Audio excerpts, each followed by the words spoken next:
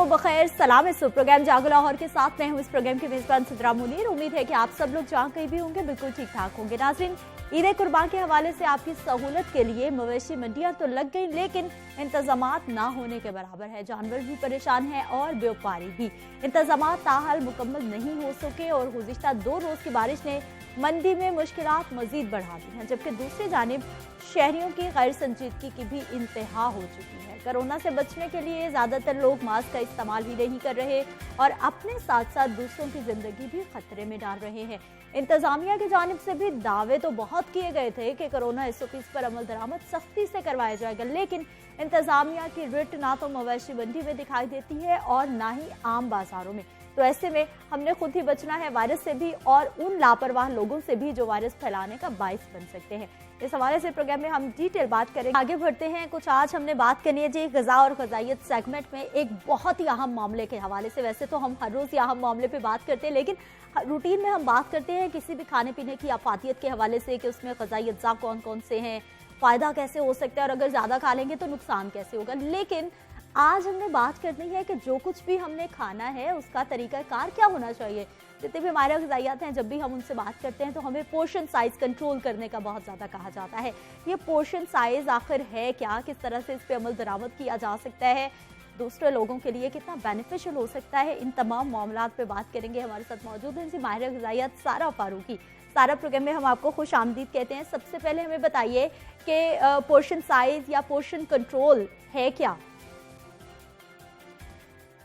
Portion control इस तरह से होता है कि आपने कुछ फूड्स को जो है एक सर्टेन अमाउंट उनकी जो है यूज़ करनी होती है ताकि आपका कैलोरिक इंटेक इंक्रीज़ ना हो, यानी कि आप ज़्यादा कैलोरीज़ का इंटेक ना करें।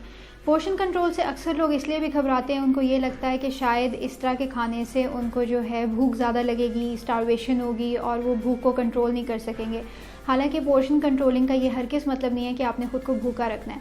आपने सिर्फ अपने पोर्शंस को थोड़ा सा कंट्रोल करना है, यानी कि ऐसे फूड्स का इंटेक करना है जिनकी न्यूट्रिशनल वैल्यू ज़्यादा हो और कैलोरीज़ उनमें कम हो। अब कई ऐसी चीज़ें हैं जैसे कि हम लोग बाहर का खाना खाते हैं या डिफरेंट हम बिस्किट्स वगैरह या चिप्स वगैरह जो हम इस्तेमाल करते हैं, जंक फूड है, फास्ट फूड है, उनका भी अगर आप जो है पोर्शन साइज़ देखें तो वो बहुत ज़्यादा होता है, यानी कि उसमें जो है न्यूट्रिशनल वैल्यू बहुत कम होती है और उसमें कैलोरीज़ बहुत ज़्यादा होती हैं।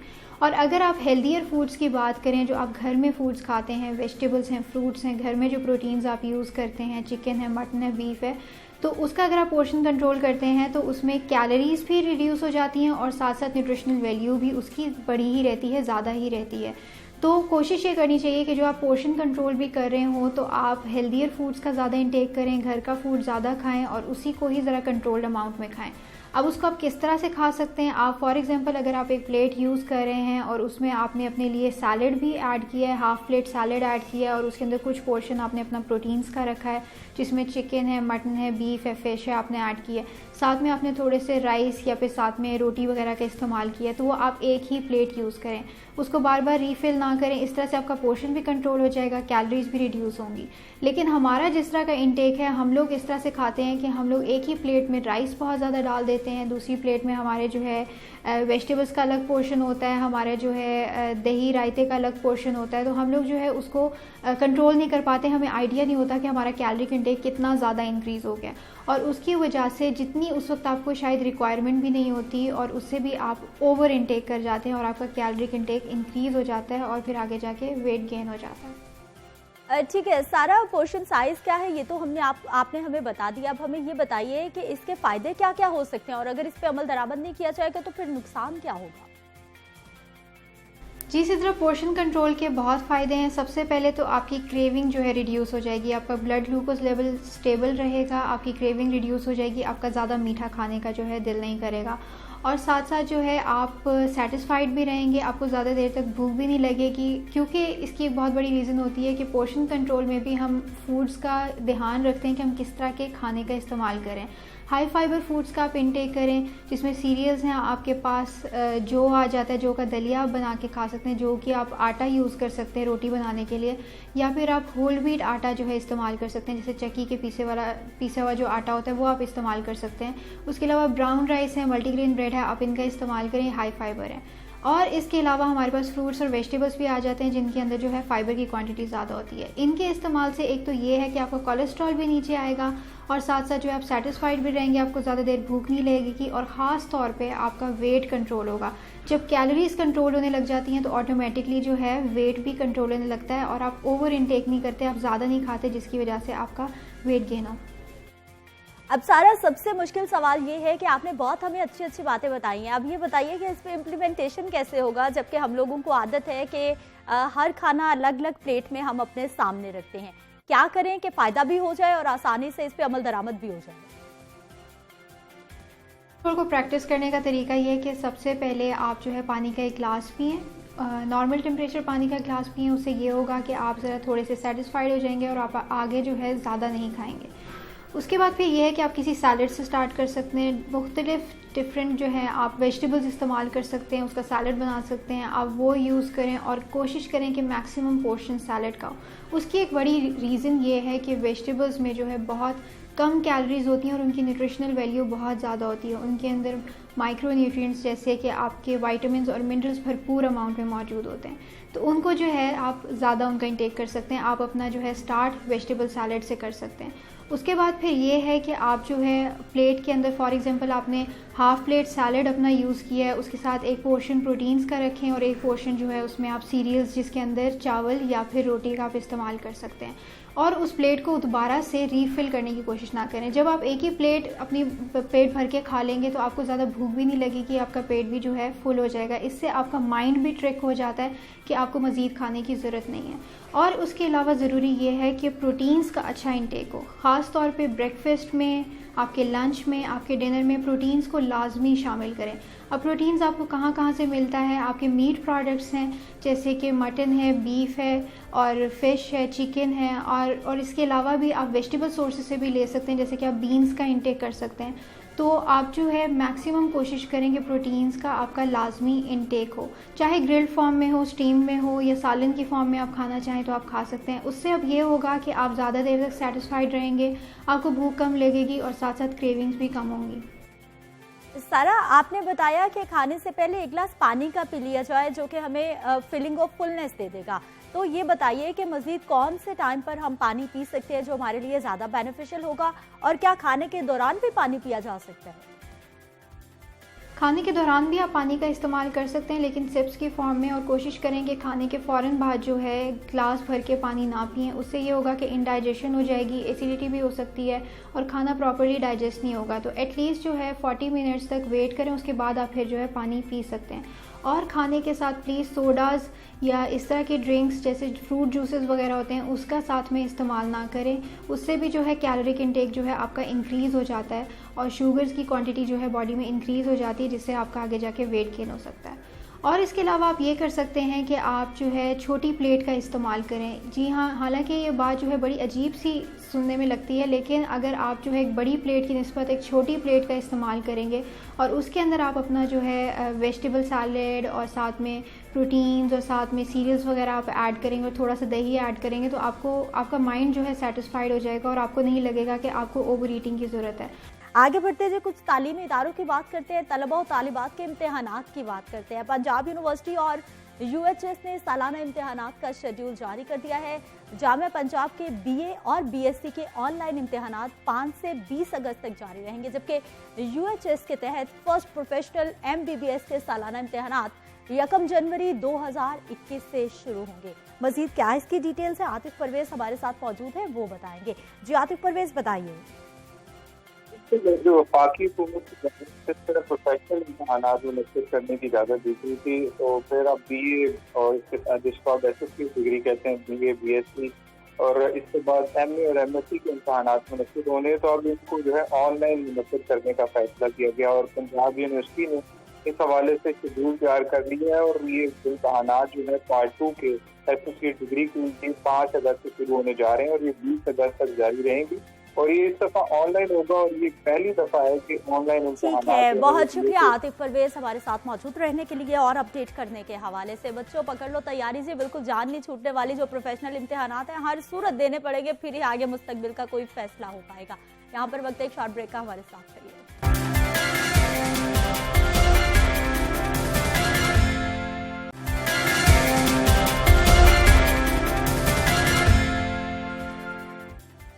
प्रोग्राम में एक बार फिर से आपको खुशामदीद कहते हैं। नाज़रीन, पाकिस्तान भर की तरह लाहौर में भी कोरोना केसेस की तादाद में न सिर्फ खातिर ख्वाह कमी देखी जा रही है बल्कि अमवात में भी रोज बरोज कम हो रही है। ऐसे में एक और अहम खबर यह आई है कि कोरोना पर पाकिस्तान के सबसे बड़े ड्रग ट्रायल इब्तदाई नतायज जारी कर दिए गए हैं। ये research university of health sciences के ज़ेरे तमाम की जा रही है। तहकीक से ये बात सामने आई है कि जिन कोरोना के मरीजों को 3 अद्वियात जिसमें हाइड्रोक्सी क्लोरोक्विन है, एजिथ्रोमाइसिन है और ओस्टामोवर है मुश्तरका तौर पर दी गई हैं, उनमें सेहतयाबी का तनासुब 86% रिकॉर्ड किया गया है। पीर के रोज यूएचएस ने इब्तदाई तौर पर 5 जुलाई तक शामिल किए गए 525 मरीजों का डेटा जारी किया है। नताइज का ऐलान vice chancellor UHS professor Javed Akram साहब की जानिब से किया गया है और प्रोफेसर जावेद अकरम ने बताया है कि इस रिसर्च में 8 शहरों से 10 यूनिवर्सिटी समेत 12 मराकज को शामिल किया गया है। तहकीक में 18 साल से जायद उम्र के कोरोना पॉजिटिव मरीज शामिल थे जिन्हें 8 ग्रुप्स में तकसीम किया गया था। रिसर्च में शामिल 60% कोरोना मरीज मर्द जबकि 40% खातिन थी। 7 ग्रुप्स को अद्वियात मुख्तलिफ मजमूए में दी गई जबकि एक कंट्रोल ग्रुप को कुछ भी नहीं दिया गया। प्रोफेसर जावेद अकरम जो इस तहकीकी प्रोजेक्ट के प्रिंसिपल इन्वेस्टिगेटर भी हैं, उनकी जानिब से बताया गया है कि तीनों अद्वियात के कॉम्बिनेशन से सेहतयाब होने वालों की शरह सबसे ज्यादा 86% रही है। दूसरे नंबर पर सेहतयाबी की शरह एजिथ्रोमाइसिन से 75% रही। उनका कहना था कि जिन मरीजों को अद्वियात दी गई उनकी सेहतयाबी की मजमूई शरह 73.1% रही जबकि बगैर अद्वियात के सेहतयाब होने वाले अफराद की शरह 67% रिकॉर्ड की गई है। 27% मरीज अद्वियात के इस्तेमाल के 2 हफ्ते बाद भी कोरोना पॉजिटिव रहे। ऐसे मरीज जिन्हें कोई अद्वियात नहीं दी गई उनमें से 33% 2 हफ्ते बाद भी कोरोना पॉजिटिव रहे। रिसर्च के पहले हफ्ते में सेहतयाबी की शरह 33.5% रही जबकि दूसरे हफ्ते में सेहतयाबी की शरह बढ़कर 72.2% हो गई। इब्तदाई तौर पर तहकीक के लिए PCR टेस्ट को बुनियाद बनाया गया। रिसर्च के दौरान कुल 4 अमवात वाक़ई हुई। 3 अमवात उन ग्रुप्स में हुई जिन्हें कोई एक मेडिसिन दी जा रही थी जबकि एक मौत उस ग्रुप में वाक़ई हुई जिसे हाइड्रोक्सी क्लोरोक्विन और एजिथ्रोमाइसिन का कॉम्बिनेशन दिया जा रहा था। प्रोफेसर जावेद अकरम ने वाज़ेह किया है कि ये रिसर्च के इब्तदाई नताइज हैं। तहकीक अभी भी जारी है। मुकम्मल तहकीक में 9,500 मरीज शामिल हैं।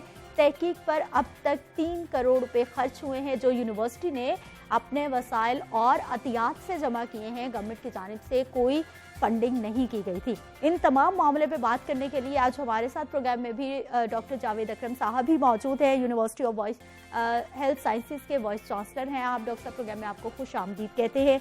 नुमाइंदा लाहौर न्यूज़ हमारे साथ मौजूद होंगे सज्जाद काज़मी साहब, आपको भी प्रोग्राम में खुशामदीद कहते हैं। डॉक्टर साहब, ये आपकी रिसर्च मुख्तलिफ पहलुओं पे आप कर रहे हैं। ये इब्तदाई रिपोर्ट मैंने शेयर की है देखने वालों के से। अभी सर ये बताइए कि अभी कितने पेशेंट्स हैं जो अंडर ऑब्जर्वेशन है इस रिसर्च के तहत और अभी भी काम जारी है और ये कब तक मुकम्मल होगी? जब तक कोरोना नहीं जाएगा या फिर उससे पहले हो जाएगा? आपने मेरे ख्याल इसका बहुत अच्छा तजज़िया कर दिया। मेरे ख्याल मेरे से भी बेहतर आपने अल्हम्दुलिल्लाह कर दिया कि बहुत अच्छे तरीके से आपने 8 ग्रुप्स का जिक्र किया, एनरोलमेंट का जिक्र किया और ये देखें ये जो नताइज थे ये 2 जुलाई के नताइज थे क्योंकि हमें टाइम लगना था इसको कंपाइल करते हुए, एनालाइज करते हुए, इसलिए ये नताइज की जो हमने रिलीज़ है ये 2 जुलाई का पहले। अब इस वक्त तकरीबन 1000 के करीब और ऐड हो चुके हैं। तो अभी जो सेकंड रिलीज़ इंशाल्लाह होगी वो हम उम्मीद करते हैं कम से कम 2 से 2,500 पेशेंट्स पे होगी। और ये पेशावर से लेके सिर्फ पंजाब के सेंटर नहीं है, कराची तक कई सेंटर्स और भी ऐड हो चुके हैं। उस वक्त तक इतने ही थे सेंटर्स जैसे आपने कहा। अब खैबर यूनिवर्सिटी भी उसके बाद ऐड हुई और कराची की यूनिवर्सिटीज़ भी ऐड हुई। मैं समझता हूँ सबसे बड़ी खुशाइन चीज़ ये है कि पाकिस्तान उन मुल्कों में सरे फहरिस्त आ गया है जो रिसर्च करते हैं और बड़ी ऑथेंटिक रिसर्च करते हैं।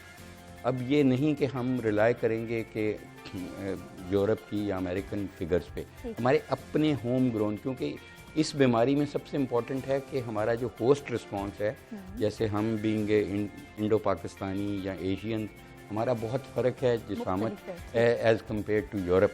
तो और अब इंटरेस्टिंगली मैं आपको बताऊं, जब से ही हमने रिलीज़ किया है, हमें trials.com एक बहुत बड़ा जर्नल है उसकी 2000 यूरोज़ उसकी फ़ी है कोई भी उधर पब्लिश कराने की।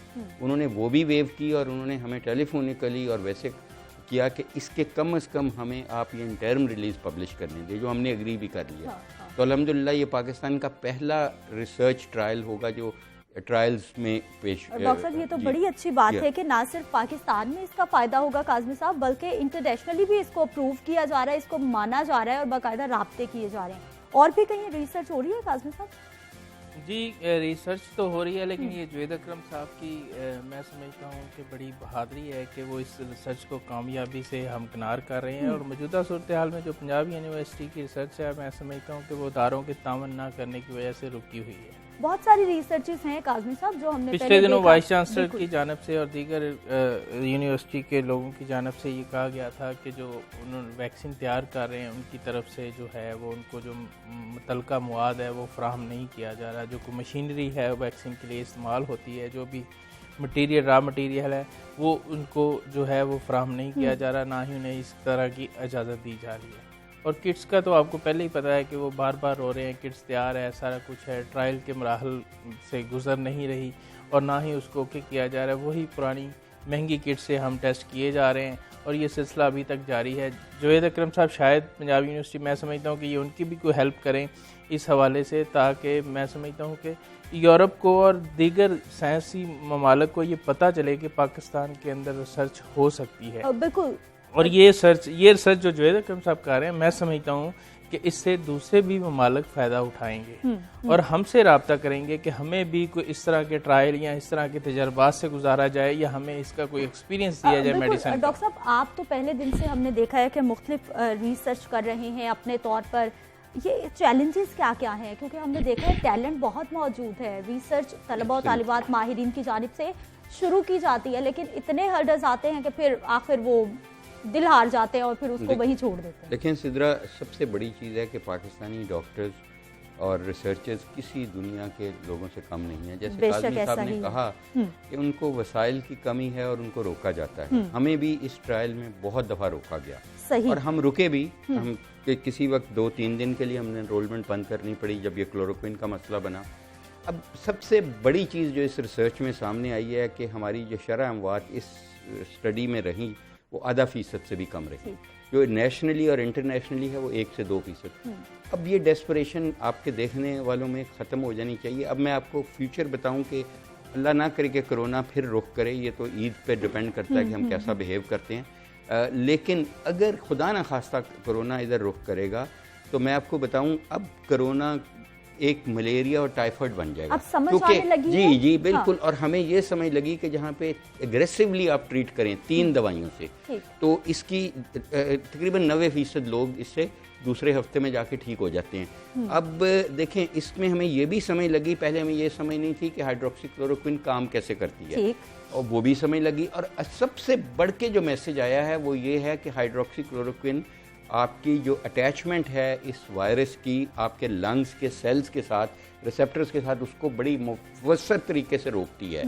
पहले हमें ये नहीं पता था कि एंटी मलेरियल दवाई कैसे रोकती है, अब हमें ये भी इसमें पता चल गया।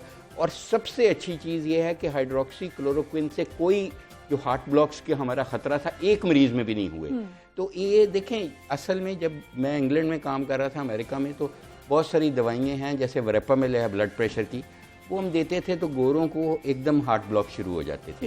हाइड्रोक्सीक्लोरोक्विन से भी उनको होते थे, आर्थराइटिस के लिए वो लेते थे उस वक्त। लेकिन पाकिस्तान क्योंकि डिफरेंट जिसामत है, डिफरेंट जेनेटिक्स है, वी टॉलरेट ये दवाइयाँ बहुत बेहतर, तो हमें इसका एडवांटेज लेना चाहिए। इस स्टडी ने ये शो किया है, सबसे इम्पोर्टेंट शो किया है सेफ्टी ऑफ हाइड्रोक्सीक्लोरोक्विन, जिसके पे बहुत क्रिटिसाइज किया जा रहा था। WHO ने कर रही थी, WHO ने अपनी स्टडी रोक दी। थोड़ा सा इस पे इख्तिलाफ ही था, किंग एडवर्ड ने इस पे सर्च किया है, वो कह रहे हैं कि ये कार्डियक पेशेंट के लिए नुकसानदेह है और उसमें कार्डियक तो आपको वाकई ही नहीं देनी चाहिए, हमने भी नहीं दी। हमने उस आम में 8 आम है ना, जैसे आपने कहे, हमारे पास रैंडमाइजेशन में 8 आम थे। एक आम वो था जो प्लेसिबो था, एक आम में हाइड्रोक्सीक्लोरोक्विन थी, एक में हाइड्रोक्सी एजिथ्रो थी, और एक में तीनों दवाइयाँ थी, ऑस्लिटमावर और ये तीनों थी। ऑस्लिटमावर का जो बेनिफिट है वो रेमडेसिविर में भी आप देखेंगे क्योंकि उसकी इंजेक्टेबल फॉर्म है। ठीक है डॉक्टर साहब, दवाएं जो इस्तेमाल हो रही हैं, आपने मुझे हैरान कर दिया है उसकी कॉस्ट बता के कि बहुत कम कॉस्ट है मेडिसिन की। तो टोटल जो अगर तीनों दवाइयाँ आप यूज़ करते हैं तो 13 रुपए की है। 13 रुपए की? हाँ जी, इसीलिए तो इस ट्रायल को हर कोई रोक रहा था, इवन WHO अनफॉर्चुनेटली, क्योंकि मल्टीनेशनल्स वो चाह रही थी कि जो दवाई की कीमत 350 रुपया एक गोली की कीमत है वो बिके। देखें, हम ये ऑर्फन ड्रग्स हैं, ऑर्फन ड्रग्स हैं, ये यतीम दवाइयाँ हैं, इनको हमने आपने ही पेरेंटहुड देनी है। कि जैसे एस्प्रिन है वो भी इस बहुत अफादियत है इवन कोरोना में और बहुत बीमारियों में, वो इसलिए नहीं कोई प्रमोट करता, उसमें पैसा नहीं है,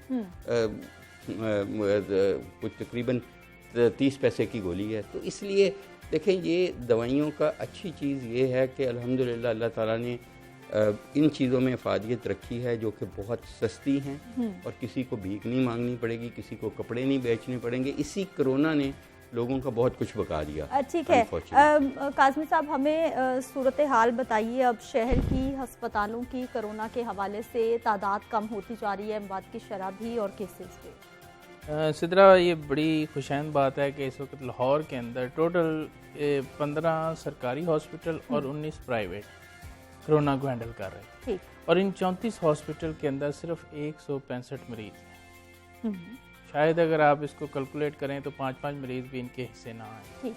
तो मौजूदा सूरत हाल खुशाइंद है। सबसे ज़्यादा हॉस्पिटल मेऊ के अंदर पेशेंट आते हैं और इस वक्त भी मौजूदा सूरत हाल यही है कि 25-30 मरीज़ वहाँ पे मौजूद होंगे। तो ये तो अब कोरोना से हम बच गए हैं, ये आपकी खुशकिस्मती है। आगे हमें ये डर है कि कहीं सेकंड पैनिक ना आ जाए ईद के बाद और फिर हम इसमें मुब्तला ना हो जाएं। जैसे हमें तलीमी अदारे खुलने की खुशखबरी भी दे देगी, सारा कुछ हो गया। तो मैं इस हवाले से प्रोफेसर जुवैद अकरम साहब से एक सवाल करूंगा कि सर, आपने हर्ड इम्यूनिटी पे एक सीवरेज सैंपल भी इस पे ट्रायल करने की कोशिश की थी, तो ये हमें कोई बता सकते हैं कि कितने % हर्ड इम्यूनिटी हमारे अंदर पैदा होगी हमारी आवाम के अंदर? और दूसरा ये बताएं कि ये जो आपने मेडिसिन पे ट्रायल किया है, इस पे ये बताएं कि ये भी ट्रायल करें कि कितने % मल्टीपल डिजीजेस के लोग कोरोना से मरे हैं और कितने ऐसे थे जो सिर्फ कोरोना से ही मरे हैं। हाँ। कोरोना मैं समझता हूँ कि एक कमजोर वायरस है और आप इस पे तहकीक कर चुके हैं। अच्छा डॉक्टर साहब, मेरा भी इसके साथ ही सवाल ले लीजिए कि क्या कोरोना जा रहा है, फ्लाइट पकड़ ली उसने, जान छोड़ देगा हमारी? फ्लाइट तो सिद्रा डेफिनेटली लेकिन पकड़ी भी यही है, लेकिन हम मेरा ख्याल है उस फ्लाइट को पूरी कोशिश करेंगे अनफॉर्चुनेटली रोकने की। ईद पे जब हम बकरों को टो के सारे देख रहे हैं, आप अभी भी कहीं गुजरते हैं तो देखते हैं लोग उसको हाथ लगा रहे हैं, बच्चे हाथ लगा रहे हैं। जानवर को खाने से तो नहीं होती गोश्त, लेकिन देखें जब एक जिल्द के उसकी खाल पे ज़रूर रह जाती है वायरस और बहुत देर तक रह जाती है, और हर कोई उसी खाल को, और उधर कोई हाथ धोने की इंतज़ाम भी नहीं होगा। और आपको पता ही है उस वक्त हमने कहा था कि एक जूती लेने की खातर हमने कई जानों की कुर्बानी दे दी, अब एक बकरे की खातर। ये सुन्नत इब्राहिमी है, ये एक जान बचाने से बड़ा अमल नहीं है। तो मैं ये समझता हूँ कि इस दफ़ा खुदारा हमें ऑनलाइन कुर्बानी कर लेनी चाहिए। किसी को वैसे पैसे दे दें, अल्लाह कबूल करने वाला है। अल्लाह ने गोश्त और पोस्ट तो नहीं खरीदा, आपका जज्बा देखना है। जज्बा आपका ये होना चाहिए, लोगों की इस दफ़ा जानें बचानी है, हमने जानें बचानी है। कुर्बानी आप पैसों की कर दें, डॉक्टर साहब रिश्तेदार कहेंगे कि इन्होंने कुर्बानी नहीं की तो फिर क्या? यही तो काज़मी साहब, अब हम यही कह सकते हैं, माफ़ी मांग सकते हैं, हम इनसे हाथ जोड़ सकते हैं कि इस दफ़ा खुदा के लिए ये बहुत बड़ी आजमाइश हमारे मुल्क पे और स्पेशली लाहौर पे आ रही है, और हमें इस दफ़ा वाकई एक कौम बनना है, छोटी ईद की तरह नहीं करना जो छोटी ईद पे हमने किया। ये छोटी ईद की सारी डॉक्टर साहब, ये भी तो हो सकता है कि ईद हमें अफेक्ट ना करे और हमारी जो कुव्वत मदाफत है पाकिस्तानियों की वो बहुत ज़्यादा हो। हर्ड इम्यूनिटी की बात कह रहे हैं ना, मैं आपको वो कहना चाह रहा हूँ कि इसमें, इस बीमारी में अभी तक कोई हर्ड इम्यूनिटी की कहानी नहीं है, वो बिल्कुल गलत थी। देखिए, ये जो इम्यूनिटी होती भी है बड़ी रैपिडली फॉल कर रही है, और हमारा ये ख्याल है कि ये हर्ड इम्यूनिटी आपकी उस वक्त तक रहेगी जब तक वायरस एक जैसी रहेगी। वायरस का किसी हद तक म्यूटेट कर रही है तो वो हर्ड इम्यूनिटी ख़त्म हो जाएगी, क्योंकि वायरस ही नहीं हो जाएगी। तो इसलिए हमें उस पर बिल्कुल नहीं रिलाई करना चाहिए। हमें अपने आप को, अपने एक दूसरों को, अपने चाहने वालों को, दुनिया को, मुसलमानों को बचाना चाहिए इस वायरस से। इस वायरस में मुंसलिक होना कोई अच्छी चीज़ नहीं है। जो रिकवर कर गए हैं, अल्लाह ताला उनको बहुत मुबारक करे और वो ठीक रहें। लेकिन इस वायरस का ये भी देखा गया है कि ये हाइड कर लेती है आपकी बॉडी में, ख़ासकर नर्व्स में, ट्राइजेमिनल नर्व में। ये भी एक तहकीक हम कर रहे हैं। ट्राइजेमिनल नर्व जो ये जहाँ क्योंकि आपकी स्मेल और टेस्ट इसीलिए ख़राब होता है, वहाँ पे ये ख़त्म नहीं होती, वहाँ पे ये चली जाती है, हाइबरनेट कर जाती है और खुदा ना खास्ता है किसी वक्त दोबारा भी रीएक्टिवेट वहाँ से हो सकती है। अच्छा। इसलिए इसको लाइटली नहीं लेना। हमें ये भी नहीं पता कि इस वायरस से कोई खुदा ना खास्ता कोई कैंसर या कोई बाद में कोई और मसाइल। डॉक्टर साहब आपका मतलब है कि एसिम्प्टोमेटिक पेशेंट को भी दोबारा रिएक्शन कर सकती है? एब्सोल्युटली, ये हाइबरनेट कर जाती है। इसका हम जो री इन्फेक्शन कहते हैं कि होता है, वो हमारा नहीं ख्याल होता है। हमारे ख्याल में जो ये नर्व के अंदर, क्योंकि जो एंटीबॉडीज आपकी बनती हैं वो वायरस को ज़रूर न्यूट्रलाइज करती हैं जिस्म के सारे हिस्सों में, नर्व में नहीं करती। और वो भी अल्लाह ताला की तरफ से है कि नर्व में अगर करती तो नर्व को डैमेज करती है वायरस, तो इसलिए नर्व में वो एंटीबॉडीज नहीं जाती, इसलिए तो वो फिर ऐसे पेशेंट को क्या एहतियात करनी चाहिए उसे? अगर देखें, ऐसे पेशेंट को सबसे बड़ी एहतियात ये करनी चाहिए कि उसको वो जो मैं और आप एहतियात कर रहे हैं, जिनको अल्हम्दुलिल्लाह अल्हम्दुलिल्लाह अल्हम्दुलिल्लाह नहीं हुआ, वही एहतियात उसको भी करनी चाहिए। हमारे तो कंसेप्ट पाया जा रहा है जिसको एक दफा हो गया उसके अंदर एंटीबॉडीज बन गई, अब दोबारा नहीं अब होना नहीं है। हमारे यहाँ तो बड़ा स्ट्रॉन्ग बिलीफ हो चुका है इस बात। गलत है। आपको पता ही है कि कभी हमारे कार्डियक सर्जन को दोबारा हुआ, उनको बिल्कुल हर चीज़ नेगेटिव हो गई थी, बिल्कुल तंदुरुस्त हो गए, उनको दोबारा हुआ यहाँ लाहौर में। और इस तरह मेरे तो कम से कम 2-3 पेशेंट्स मैंने देखे हैं, लेकिन मैं ये नहीं कह सकता उनको दोबारा हुआ है या पहली बीमारी रीएक्टिवेट हुई है। ये फ़र्क है। हमारा ये ख्याल है कि ये जो वायरस है ये रीएक्टिवेट होती है, इसलिए अपनी खुराक का ख्याल रखना। डॉक्टर साहब, फिर इसकी उम्र और मुद्दत का पे तो सवालिया निशान उठ गया। जी बिल्कुल, उम्र और मुद्दत पे तो पहले दिन से सवालिया निशान है साहब, इस पे बहुत ज़्यादा सवालिया निशान है इस वायरस पे। मैं यही इस स्टडी में भी जो प्रोटेक्ट स्टडी की है उसमें भी अग्रेसिव ट्रीटमेंट बेहतर आई है, जहाँ 3 दवाइयाँ इस्तेमाल की गई, 86% आपका रिस्पॉन्स रेट आया है। तो इसलिए जाहिर है अब एक अच्छी चीज़ है कि इसको इलाज करना चाहिए रादर देन कि नहीं करना चाहिए। अच्छा। कंट्रोल ग्रुप के मुताबिक, तो इसलिए जब आप इसको अग्रेसिवली ट्रीट करेंगे तो प्रोबेबली इसकी वायरस क्लियरेंस बेहतर हो जाएगी। अच्छा डॉक्टर साहब, ये जो कोरोना है ये खवातीन को थोड़ी रियायत दे रहा है? 40% आपने रिपोर्ट में भी बताया और 60% मर्द हजरात शामिल थे आपके ग्रुप में भी। सिदरा, ये खवातीन को हर जगह पे रियायत है, हर जगह पे अल्हम्दुलिल्लाह। तो मैं ये दीगर बीमारियों में भी होता है, वायरसेस में भी होता है। देखिए, ब्लड प्रेशर के जो मरीज हैं, हम 9 मर्दों ने मरना होता है 1 औरत के मरने से, क्योंकि सडन डेथ जो है हम बड़ा प्रेफर करते हैं कि हम एकदम मर जाएं, बड़े जुर्म पे। आप लोग खुद कम टेंशन लेते हैं, लोगों को ज्यादा देते हैं, इसलिए वो ज़ाहिर मर्द हजरात सडन डेथ में जो इसकी वजह है वो ये है आपके कोरोना की। ये भी हमने स्टडी की कि ये, और औरतों को कॉम्प्लिकेशन भी कम होती है प्रोबेबली ये, लेकिन मेनोपॉज के बाद जब आपके पीरियड्स वगैरह ख़त्म हो जाते हैं तो ये फ़र्क ख़त्म हो जाता है। तो जो प्रोजेस्टेरोन होता है आपके, वो प्रोटेक्टिव है हार्ट की बीमारियों से भी और किसी हद तक वायरल। डॉक्टर साहब, वक्त की किल्लत है, लेकिन मेरा आखिरी सवाल जरूर मैं जानना चाहूंगी कि ये आपकी जो स्टडी रिपोर्ट है आपने कोरोना एडवाइजरी ग्रुप को भेज दी है, क्या वो इस पे इम्प्लीमेंटेशन फायदा उठाने वाले आने वाले वक्त में? हमने देखें, ये WHO की साइट पे और NIH की साइट पे रजिस्टर्ड स्टडी है, NIH ने अप्रूव की हुई है। तो NIH ने इसको पूरे जितने एडवाइजरी ग्रुप दुनिया में उनको भेज दिया अर्जेंटली, इसका बल्कि रॉ डाटा भी उन्होंने भेज दिया। बहुत शुक्रिया डॉक्टर साहब प्रोग्राम में शामिल होने के लिए। काज़मी साहब, आपका भी बहुत शुक्रिया। डॉक्टर साहब ने बता दिया जी, ईद आने वाली है, बड़ी ईद, बड़ी मुसीबत, बचना है हमने, इसलिए एहतियात लाजिम है। यहाँ पर वक्त है एक शॉर्ट ब्रेक का, हमारे साथ रहिए।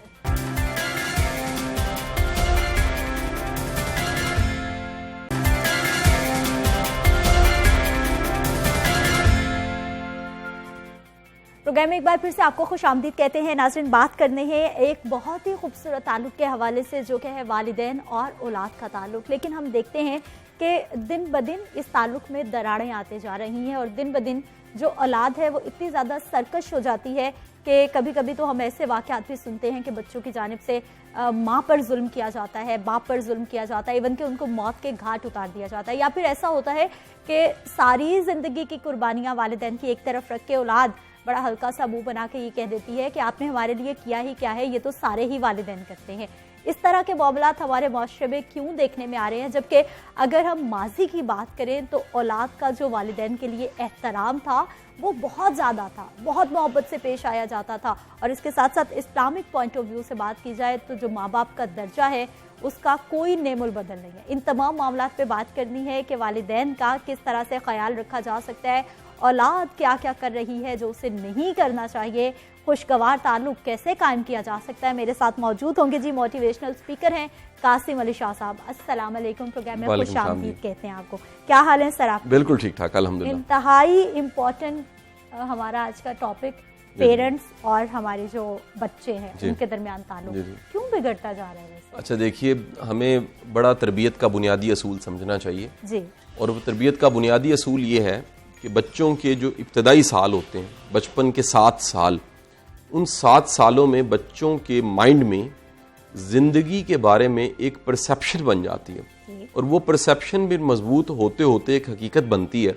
आप इस तरह भी कह सकते हैं जिस तरह हम कंप्यूटर में कोई सॉफ्टवेयर इंस्टॉल करते हैं या अपने मोबाइल में एक ऐप डाउनलोड करते हैं, फिर उस ऐप के जरिए कुछ ऑपरेशंस को देखते हैं, बिल्कुल इसी तरह बच्चों की ज़िंदगी के जो इब्तदाई साल हैं उसमें कुछ ऐप्स डाउनलोड होती हैं, कुछ सॉफ्टवेयर डाउनलोड होते हैं और डाउनलोड होने के बाद जब उसके कॉन्सिक्वेंस हम जिंदगी में देखते हैं तो हम हैरान होते हैं, ये बच्चा क्या कर रहा है, ये तो हमने इसे कहा नहीं था। हमने कहा नहीं होता लेकिन हमने करके दिखाया होता, इंस्टॉल हो चुके होते हैं। फिर बड़ा मुश्किल होता है। आप कह लीजिए जो आपका सबकॉन्शियस ब्रेन है, आपके माइंड का प्रोग्राम वाला पार्ट है, वो आपकी माइंड का 95% है, एक बड़ा हिस्सा तो वही है। उसको बदलना फिर बाद में बड़ा मुश्किल हो जाता है। तो वो कह लीजिए तमाम वो बच्चे जो बचपन से बिगड़ते हैं या बचपन में उनकी आदतें खराब होती हैं, फिर बड़ा होने के बाद भी उनकी जिंदगी में कोई बदलाव आप नहीं देखते। मिसाल ले लीजिए, अगर किसी बच्चे को बचपन से कामचोर बनाया गया या उसके अंदर डाउट डाले गए, डाउट बड़ा आसान सा तरीका है, ये आम आपको हर दूसरे बच्चे में ये प्रॉब्लम मिलेगी कि उसके अंदर सेल्फ डाउट है, कॉन्फिडेंस नहीं है, एतमाद नहीं है, वो इनिशिएटिव नहीं ले सकता, काम के वक्त तो थोड़ा सा बच जाता है, वो जिम्मेदारी आने लगती है पीछे हट जाता है, कुछ करना पड़ता है तो वो कहता है कि जी कोई और कर ले, मैं नहीं कर सकता। दरअसल उसके बचपन के अयाम में उसमें डाउट उसको दिया गया और डाउट क्या था, तुम नहीं कर सकते, ये फिर तुमने गलत कर दिया, आज फिर तुम नहाए नहीं हुए, ये नाखून तो देखो जरा, ये इसकी डायरी तो देखो जरा, इसे तो ए लिखना नहीं आता, 2 का पहाड़ा तो इसे याद नहीं होता, कल भी ये सोया है तो बिस्तर कितना गंदा था, वॉशरूम ये गंदा छोड़ा था। ये सारे के सारे उस पर दरअसल डाउट है। वालिदैन अगर सही लफ्जों में कहूं तो एक तत्ता तवा, गरम तवा, उस पे उसे रख देते हैं, वो फिर पांव उठाना चाहता है। जहां पर जिंदगी में उसके पास इख्तियार आता है वो पंछी की तरह उड़ जाता है। हाँ। आप बड़े बच्चे ऐसे हैं, आप स्टोरीज हर दूसरे खानदान में मिलेंगी कि वो बाहर गए फिर पलट के नहीं आए। वालिदैन कहते हैं जी असी पालिया, असी जवान कीता, ए वेखो जी यूके गया, ए वेखो जी अमरीका गया, कनाडा गया, वापस नहीं आया। अच्छा, उस बच्चे ने उसका नाम रखा होगा जी वहां सिक्योर सिस्टम है, वहां सब कुछ ठीक है, मेरे लिए पाकिस्तान में क्या है, मैं क्यों आऊं। दरअसल वो उसका राह फरार है। माँ बाप का उसने अच्छा ताल्लुक, अच्छा सलूक नहीं देखा होता, उसका राह फरार ये होता है, वो कहता है कि मेरा सुकून, मेरा अमन इनसे दूर रह के, मैं जितना इनके पास रहता हूं, इनके आपस के कॉन्फ्लिक्ट, इनके आपस के झगड़े और जो मुझे डाउट्स इन्होंने दिए हुए हैं वो लाशऊरी तौर पे उसको चला रहे होते हैं। अच्छा, आप कई बच्चों को आपने ये जितनी भी बात की है ना, जो मुझे समझ आई है कि खला रह रहे हैं, कहीं कहीं बहुत ज्यादा खला रह जाता है।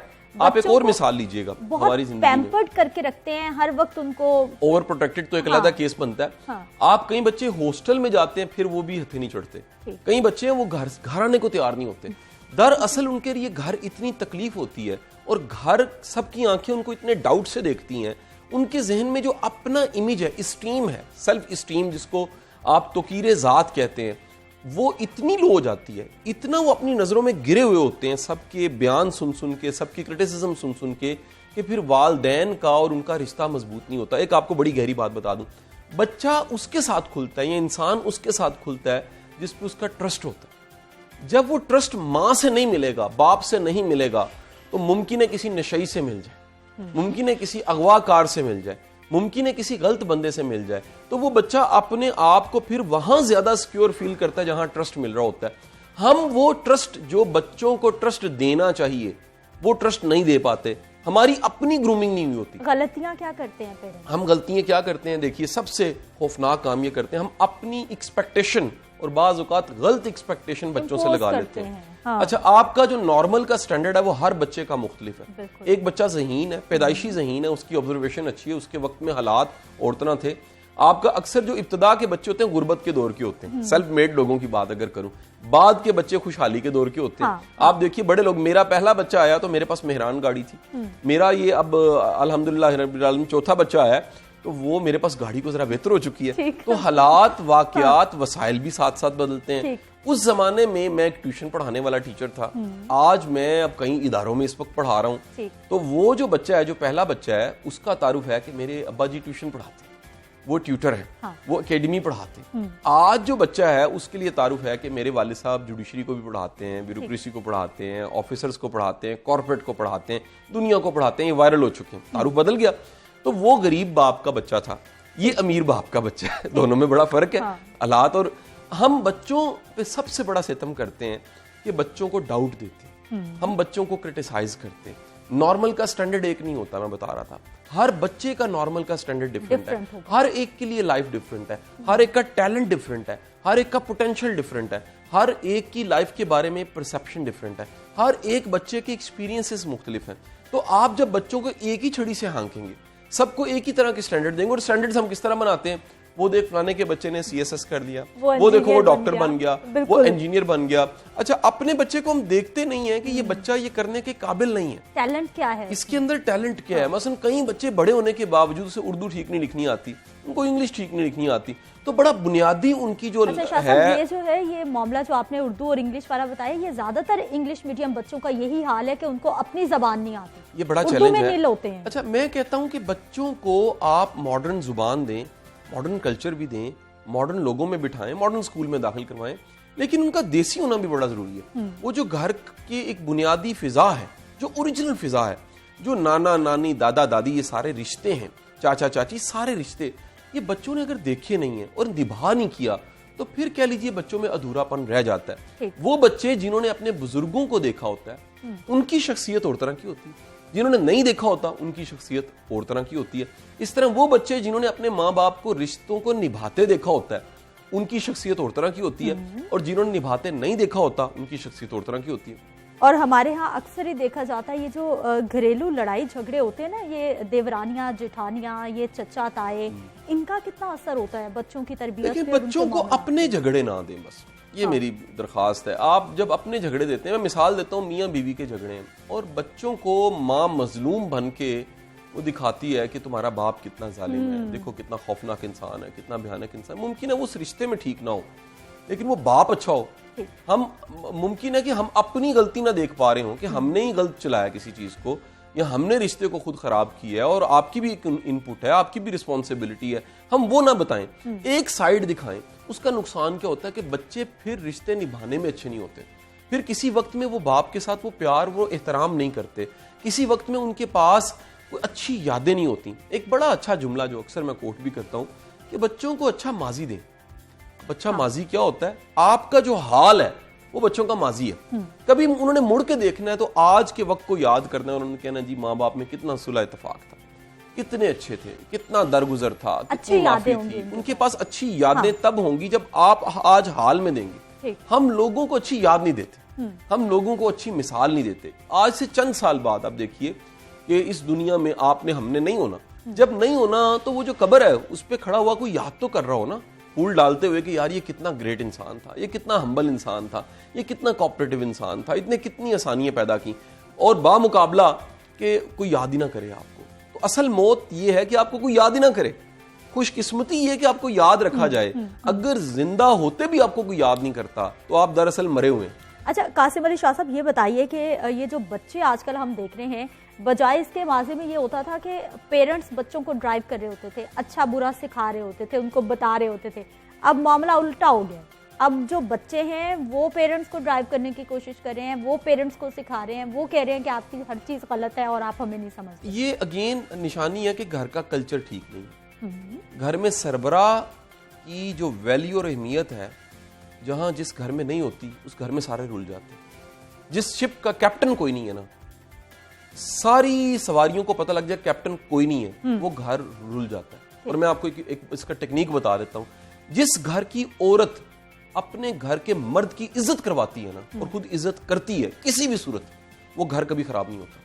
उसकी वजह कि शिप का कैप्टन उसकी रिस्पेक्ट होती है। वो जिस भी हालत में, वो थोड़ा कमाता है, ज्यादा कमाता है, पैसे वाला है, अकल वाला नहीं है, डिग्री है, ओहदा है, नहीं है, कुछ भी है, अगर औरत रिस्पेक्ट करती है ना कि ये मेरा खामद है, मेरे सर का ताज है, अगर अल्लाह के बाद किसी को सजदे का हुक्म होता तो खामद को मैं सजदा करती।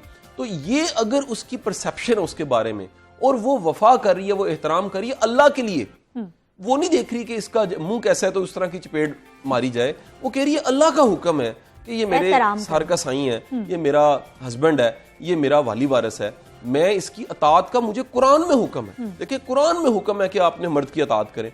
तो अगर आप फॉलो करते हैं तो बच्चे भी देखा देखी फिर फॉलो करने लग पड़ते हैं। लेकिन जिन घरों में माएँ अपने खामद और बच्चों के बाप का एहतराम नहीं करती, उन घरों का मुस्तकबिल बड़ा डाउट। अक्सर क्या होता है, उसके बाद डोमिनेंट हो जाती है औरत। अच्छा, औरत ने दुनिया नहीं देखी होती, उसका एक्सपोजर ही कोई नहीं होता, हांडी रोटी बच्चे पालने के अलावा उसको रक्षा करवाना कोई नहीं आता। मैं बड़े घरों की मिसालें जानता हूं, यानी जिनके यहाँ कुव्वत फैसला, डिसीजन पावर या कॉन्फ्लिक्ट रिजॉल्व करने की या परसेप्शन या भांपना या मापना तोलना, इसकी सलाहियत औरत के पास है ही कोई नहीं। जब है ही नहीं और वो सरबराह का रोल प्ले करती है तो फिर बच्चों का बेड़ा गर्क भी होता है और घर का सत्यानाश भी हो जाता है। मैं कहता हूं, वो कहते हैं जी वो एक शेर माशे का भी साईं है ना, पंजाबी में कहा जाता है, माशा होता है बिल्कुल ही थोड़ा सा वजन, अगर है तो उसका भी एहतराम है। साईं का मतलब है हस्बैंड, बच्चों का बाप, उसकी जो वैल्यू है, जो रिस्पेक्ट देनी है, अगर आप देंगे अल्लाह अजर इस शक्ल में आपको देता है कि उस घर का मुस्तकबिल फिर अच्छा बन जाता है। अच्छा कासिम साहब, ये बताइए कि वक्त के साथ साथ हमारे जो वालिदैन हैं, हमारे जो पेरेंट्स हैं, उनका बदलना कितना जरूरी है कि वो खुद को भी हालात के मुताबिक ढालें? देखिए, जो तमाम भाई बहन मुझे सुन रहे हैं और जिनके बच्चे हैं, उनको वक्त जमाने के साथ साथ खुद को तैयार करना चाहिए। नए जमाने की चीजें पता होनी चाहिए। ये मोबाइल फोन, इसमें कितने गैजेट्स हैं, क्या क्या ऐप्स हैं, क्या क्या चीजें आपके बच्चे ज्यादा जानते हैं, आधा को आपको भी पता होना चाहिए। जमाना किस चाल चल रहा है, जमाने में क्या हो रहा है, जमाना किस तरह से है, जमाने के चैलेंज क्या हैं, जमाने के प्रॉब्लम्स क्या हैं। अगर माँ बाप को नहीं पता तो वालदैन जो हैं उनको ना पता होने की वजह से औलाद समझेगी कि ये पुराने जमाने के हैं। तो अपने आप को नए जमाने में रखने के लिए नए जमाने की आगाही बड़ी जरूरी है। आपको बड़े लोग मिलेंगे, वो हर वक्त ये कहते मिलेंगे, साढ़े जमाने दे गाने बड़े चंगे सन, साढ़े जमाने दे ड्रामे बड़े चंगे सन, साढ़ा जमाना जड़ा सी जी उदू देखो कि असी सादा सादा चीज़ां खाना। ठीक है, वो मतलब उसमें कोई शक नहीं है, वाकई वो कमाल का जमाना था। लेकिन साइकोलॉजी का बड़ा अच्छा है, मुझे जुमला याद आ रहा है, किताबों में लिखा हुआ, जो बंदा माजी को याद करके वाह वाह वाह करता रहता है और कहता है क्या कमाल माजी था, दरअसल वो हाल में खुश नहीं होता। हाल की खुशी का साइन ये है, आप हाल में रह के खुश होते हैं, माजी के तज़किरे फिर नहीं करते। तो हाल में अगर आप खुश नहीं है तो फिर माजी के तज़किरे करेंगे। सो अपने आप को अपने नए जमाने के मुताबिक तैयार करें। आप नए जमाने के वालिदैन हैं जिनके चैलेंज बड़े ज्यादा हैं। अच्छा, चैलेंजेस यकीनी तौर पर बहुत ज्यादा है। हमने देखा है कि पहले तो घर का माहौल बड़ा अच्छा चल रहा होता है, लेकिन जब मामला आता है ना शाह साहब शादियों वाला, बच्चे चाह रहे होते हैं मनपसंद शादी, वालिदैन चाह रहे होते हैं उनकी पसंद की शादी, मामला यहाँ से भी बहुत बिगड़ता है। फिर वालिदैन की मानी जाए या फिर बच्चों की मानी जाए, एक बहुत ज्यादा गैप बीच में आ जाता है, या फिर ताहयात चलता रहता है, वो कभी फिल ही नहीं हो पाता। बचपन से बच्चों को फैसला करने दें और गलतियां करने दें और गलतियों से सीखने का मौका दें और उनसे पूछें कि तुम्हारी पसंद की शर्ट थी, अब जब तुमने पहनी है तो लोग क्या कह रहे हैं, ये अजीब से बाल तुम रखना चाह रहे थे, अब जब पूरा मोहल्ला तुम्हें पेडू पेडू कह रहा है, तुम्हें कैसा लग रहा है। जब तक आप उन्हें एक्सपीरियंस नहीं करने देंगे, जब तक आप उन्हें तजुर्बे से नहीं गुजारने देंगे, उन्हें ओवर प्रोटेक्टेड रखेंगे और हर वक्त बचाता रहेंगे उन्हें तत्ती हवा से, अचानक जब शादी का फैसला उन पे छोड़ेंगे तो पहले वो बागी हैं, ट्रस्ट आपने उन पे किया कोई नहीं है, वो भगोड़े रहे सारी जिंदगी, फिर वो नीले रंग की पीली बंदे के साथ शादी कर लेंगे, फिर आपको बुरा लगेगा। आप कहेंगे ये इसने क्या किया, वो ये इसलिए किया, ये कमेटी है, ये 20-25 साल की कमेटी ये निकली है कि उसने वो किया जो आप सोच भी नहीं सकते थे, क्योंकि आपने तब वो उसके साथ किया जो वो सोच भी नहीं सकता था, उसकी कमेटी निकल आई है। तो गुजारिश मेरी ये है कि इस मामले में वालिदैन की बचपन से बच्चों के साथ कम्युनिकेशन अच्छी होना।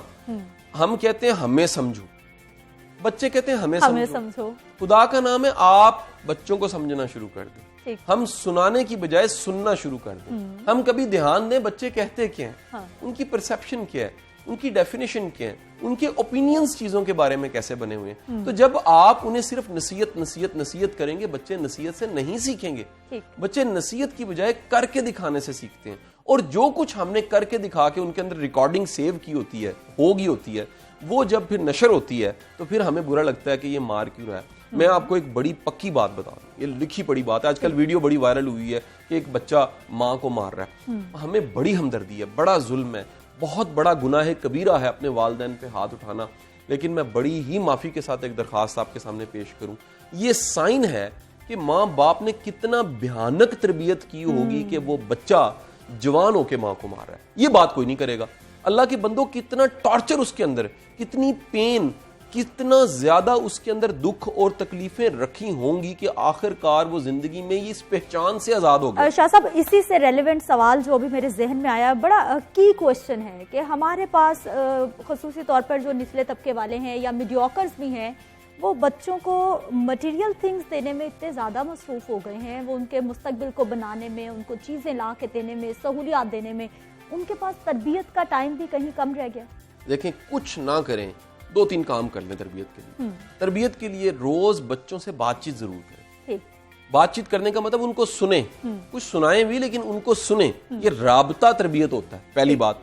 नंबर 2, आज साइंटिफिकली साबित हो चुका है कि छूना, सीने से लगाना, हाथ पकड़ना, कंधे पे हाथ रखना, माथे पे बोसा देना, इससे बच्चों की शख्सियत मजबूत होती है। बिल्कुल। बड़े बड़े मैच्योर लोग मैंने देखे हैं, उनको कभी वालिद ने, वालदा ने पास नहीं किया होता, वालिद ने गले नहीं लगाया होता, किसी ने उनका हाथ नहीं पकड़ा होता, किसी ने कंधे पे थपकी नहीं दी होती। तो ये बड़ा जरूरी है। तीसरी बात मेरी आप सबसे गुजारिश है, अच्छाई को अच्छाई के, बुराई को बुराई के। वालिदैन का ये उन पे लाजिम है कि बच्चों की गलतियों पे पर्दे ना डालें। ये जो पर्दे डालते रहना है, उनको छुपाते रहना है, उनकी गलती को ना मानना है, ये भी ज्यादती है। तो आप अच्छाई को अच्छाई कहें, शऊर दे दें कम से कम।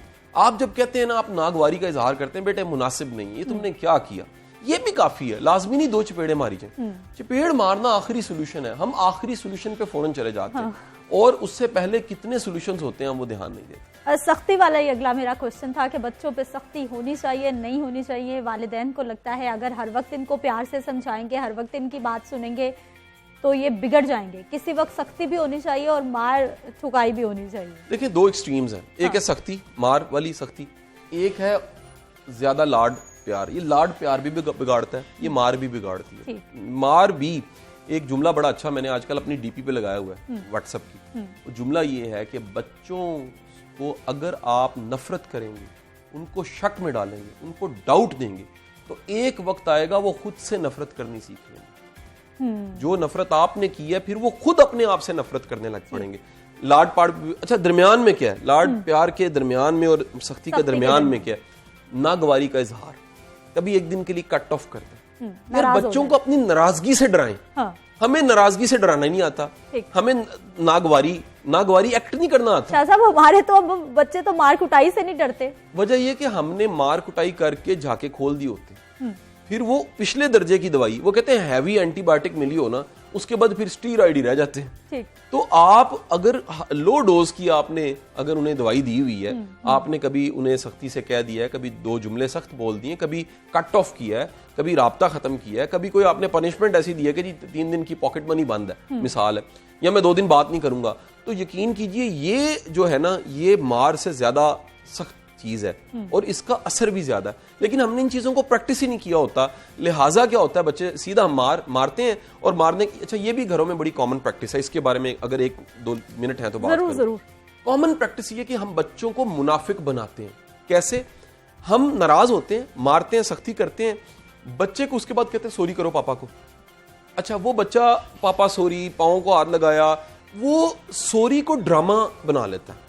ऐसे बच्चे सारी जिंदगी ड्रामे का माफी मांगेंगे, बहुत कॉमन है, सॉरी अंदर ड्रामा। से वो ठीक नहीं होंगे, अंदर से उनका दुख तकलीफ, वो जो अंदर अना है वो खत्म नहीं हुई होगी, वो ऊपर से सॉरी करके सारी जिंदगी चलाएंगे। ऐसे बच्चों की सेल्फ इंप्रूवमेंट नहीं होती। याद रखिएगा, सेल्फ इंप्रूवमेंट के लिए ये रियलाइज करना कि मेरी गलती है, लिहाजा मैं माफी मांग रहा हूं, ये बड़ा जरूरी है। ये प्रोसेस के आप पहले गिल्ट में जाएं, पहले आप उस दुख में जाएं कि मेरे साथ मैं कितना गलत किया और मैं कहूं आई एम सॉरी। अगर आप इसके बगैर ही सॉरी कर दें तो वो इस्लाह का अमल नहीं हुआ होता, लिहाजा वो मुनाफिकत आ जाती है। बड़े लोग चोरी करके भी वही अनाज रखते हैं जो पहले होते हैं। बहुत शुक्रिया शाह साहब प्रोग्राम में शामिल होने के लिए और बताने के लिए कि बच्चों का और वालिदैन का ताल्लुक किस तरह से मजबूत हो सकता है और पेरेंट्स को भी रहनुमाई करने के लिए कि किस तरह से वो अपने बच्चों की अच्छी तरबियत कर सकते हैं कि उनकी शख्सियत में खलाएं ना रहे बल्कि एक बेहतरीन शख्सियत के वो मालिक बन जाए। इजाजत दीजिए, कल मुलाकात होगी। अल्लाह ने के बाद।